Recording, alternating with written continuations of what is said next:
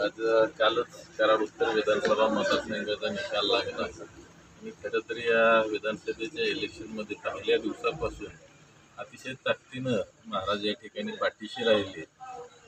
तसंच इलेक्शनमध्ये सुद्धा अतिशय चांगलं सहकार्य महाराजांच्या माध्यमातून झालं आणि त्यामध्ये फार मोठा वाटा महाराजांचा आहे आमदार होण्यामध्ये.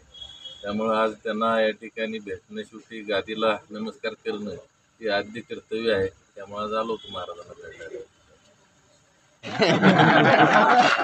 फोटो